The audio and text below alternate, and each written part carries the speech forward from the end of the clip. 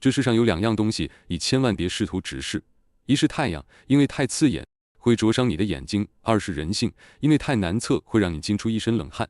今天咱们就好好聊聊这复杂的人性到底是怎么回事。想想看，嘴上说着天堂有多美好，却从没人真的想去；嘴上骂着金钱是万恶之源，私底下却个个拼了命的往自己兜里捞；嘴上说红颜是祸水，心里却巴不得能拥有一个。大家都喊着高处不胜寒，可谁又不想拼命往上爬呢？这就是人性。什么叫人性？大概就是你拥有的时候他们恨你，你一无所有的时候他们笑你，你穷困潦倒的时候他们嫌弃你，你富甲一方的时候他们又怕你。当律师的心里希望你被告，当医生的希望你生病，修车的巴不得你车子天天出故障。只有那些小偷，他们才真心希望你家财万贯，永远荣华富贵。人与人第一次见面，往往不是看你这个人，而是先打量你的身份和身价，然后根据这番估价，决定是冲你点头哈腰，还是让你对他毕恭毕敬。当你人生低谷、失败落魄的时候，总有一群人会跑来关心你，问东问西，等你把伤疤撕开给他们看完了，他们就心满意足的离开了。大多数人呢，是希望你过得好，但记住，这个好有个大前提，千万别比他好。别人说什么，只要没真伤着你，没侵犯你的利益，就别去反驳。只要不是人身攻击别人的观点，你更不必放在心上。你越是害怕，欺负你的人就越多。等你什么都不怕了，反而没人敢惹你。你人太好，别人就来占你便宜。你稍微横一点，说不定他们反倒过来讨好你。都说真情留不住，唯有套路得人心。慢慢你就会明白，一颗善良的心在某些时候真的比不上一张会说话的好嘴。人与人之间的感情就像织毛衣，一针一线的建立起来，小心翼翼又漫长，可要拆散它，往往只需要轻轻一拉。所以千万别轻易向人诉苦，因为你以为的安慰，在有些人背后就成了他们茶余饭后的谈资。你的朋友也许真的希望你过得好，但内心深处多半不希望你过得比他还好。自己的失败固然让人难受，可朋友的成功往往更让人揪心。一个乞丐不会嫉妒百万富翁，但他一定会嫉妒那些收入比他高的同行。人们能容忍一个陌生人发财，却很难接受身边人的晋升。人生最痛苦的事之一，莫过于眼睁睁看着身边的人飞黄腾达。我们宁愿看到八竿子打不着的外人成功，就是受不了身边人比自己强。离得远的人发达了，我们会羡慕；离得近的人发达了，我们心里就充满了仇视。比自己强大一大截的我们崇拜，比自己只强一点点的我们就嫉妒。人呐，总是在吃肉的时候夸肉香，洗碗的时候骂碗脏，饿的时候把爱吃的也得往嘴里塞，寂寞的时候不爱的人也凑合着过。这就是所谓的饥不择食，寒不择衣，荒不择路，贫不择妻。为什么自古红颜多薄命？因为没人会在意一个长得丑的人活了多久。如果你每天给他1块钱，只要有一身没给，他就会恨你；如果你每天给他1巴掌，只要有一天没打，他就会跪下来感谢你。善良的人啊，总觉得拒绝别人就像是自己做错了事一样。你帮别人7分，他反倒觉得你还欠他3分。夫妻不到离婚，看不清彼此的本性；姐妹不沾钱财，看不清真实的嘴脸；父母不到病床前，看不出子女的孝心；朋友不碰利益，就看不透人性。那些看上去强势的父母，往往会养出懦弱不自信的孩子，反倒是那些平和安静的父母，才能教育出内心强大的孩子。内向心思细腻的人，往往更长情，一旦认定了就去死守。外向张扬的人，虽然很容易和大家打成一片，但内心往往是冷漠的。关键时刻，他们往往是最先退缩的。越是对家人不好的人，越是喜欢在外面装大方要面子，对外面的人就越是讨好。其实这种人不仅自卑，而且懦弱，不然怎么会每次回到家里就窝里横耍脾气呢？一个精神病患者很容易被认出来，可一群精神病患者却很难被发现，而最先发现并指出来的人，往往会被其他人当成精神病。大部分人呐，都认不清自己的问题，却都长着一张爱说教的嘴。人们相互蔑视又相互奉承，每个人都希望自己高人一等，却又匍匐在猎人面前。现代人活在一种幻觉里，自以为知道自己想要什么，但实际上他们想要的不过是别人希望他们去要的东西。大多数人并不是真的想要自由，因为自由意味着责任，而大多数人恰恰害怕责任。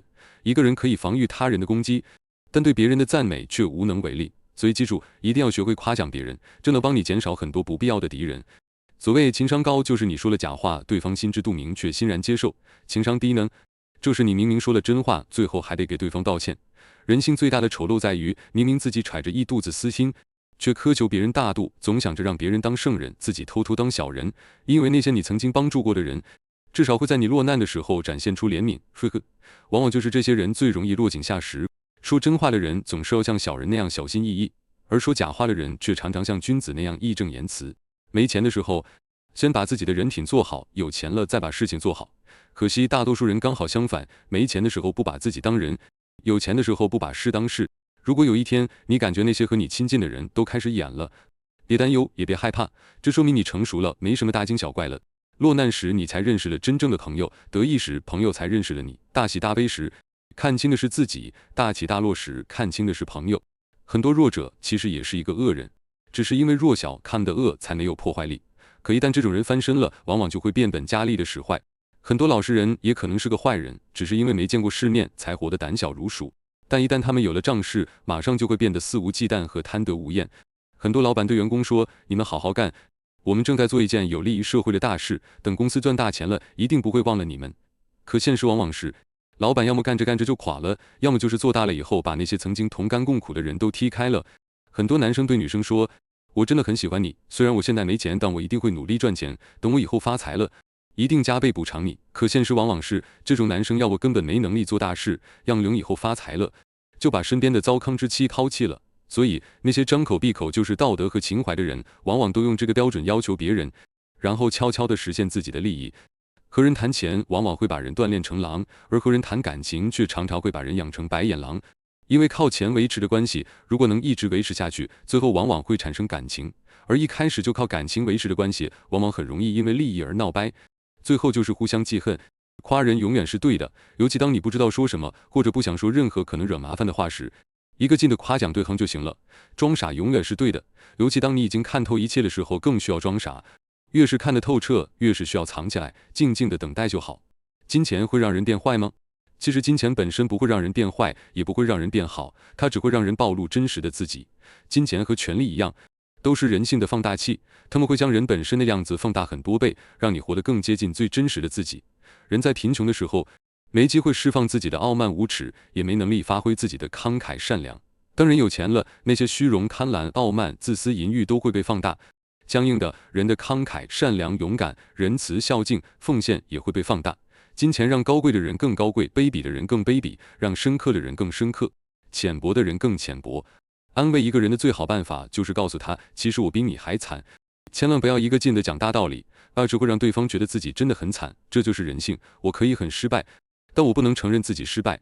我需要看到的是，大家都其实很失败，这样我心里才会好受。原来世界上有那么多比自己还惨的人，我还有什么可伤心的？我应该暗自庆幸才对。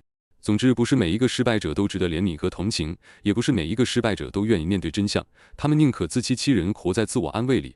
绝大多数人的幸福感都是因为过得比身边的人好，它来源于一种优越感，而不是自我认同的结果。绝大多数人的痛苦并不是因为自己平庸贫穷，而是看到身边的人比自己成功，才感到无比痛苦。一个人无论多么富足安康，如果身边的朋友都比他过得更好，他的幸福感也不会太高；而一个人无论多么平庸平淡，如果身边的朋友都远不如他，那他的幸福感也不会太低。人性里藏着一种对尊严的自我保护机制，但凡接触到外界那些出乎自己意料的优秀，我们就会感到惊慌失措，大脑会迅速收集一切线索，去证明别人的成功只是侥幸。如果自己有同样的客观条件，值得比他们做得更好。就像上学的时候，我们热衷于讨论那些学习好的人都是书呆子，漂亮的姑娘往往没脑子，长大后这变成了同事升职是因为会拍领导马屁，同学创业成功了是因为家里给了巨额资金支持。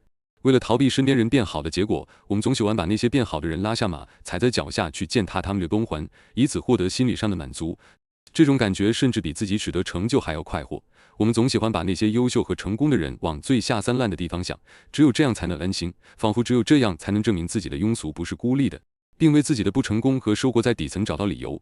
人啊，宁可证明别人的平庸，也不愿意面对自己的平庸。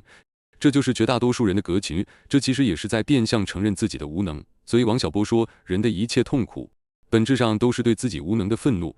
越是懂事的人越没人心疼，越是脾气好的人越容易被欺负，越是善解人意的人越容易受委屈，反倒是那些会哭闹、会拒绝、会翻脸的人，往往没人敢惹你。越是蛮横无理，大家反倒都来讨好你。那些渣男看上去风流博爱，但往往内心缺乏真正的爱，而那些容易吸引渣男的女生，大多受过原生家庭的伤害，更是极度缺爱，以至于渣男随便抛脸诱饵就能将他们轻易俘获。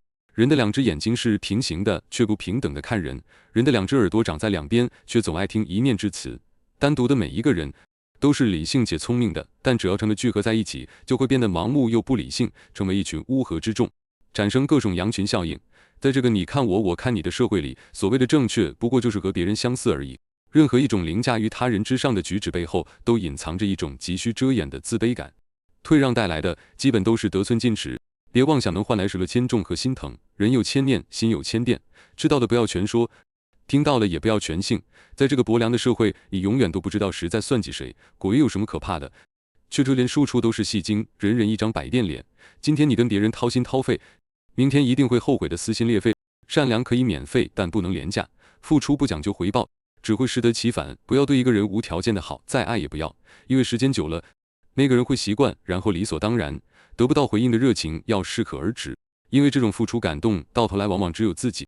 耀武扬威的人内心往往自卑，水性杨花的人内心往往缺爱，光鲜到极点的人心底往往脆弱不堪。在这个社会，真正值得骄傲的，不是在你辉煌的时候认识了多少人，而是你落难的时候有多少人还认识你。快乐分享错了人就成了显摆，难过分享错了人就成了矫情。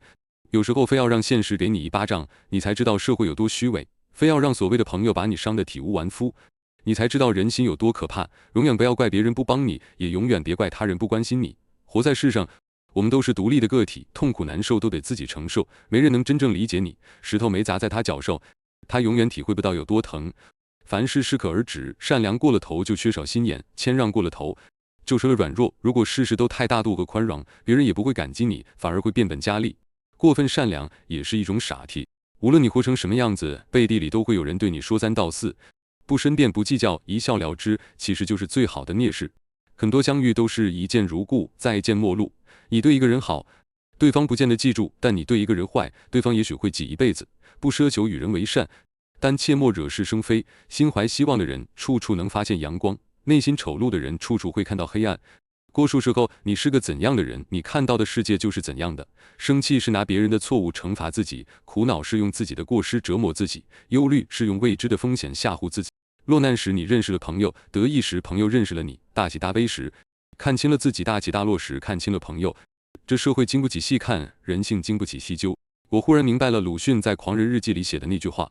我翻开历史一查，这历史没有年代，歪歪斜斜的。每页上都写着仁义道德4个字，我横竖睡不着，仔细看了干页，才从字缝里看出字来。满本都写着2个字，是吃人。小时候读不懂这其中的深意，成年后再读已是泪流满面，因为我们都成了这曲中人。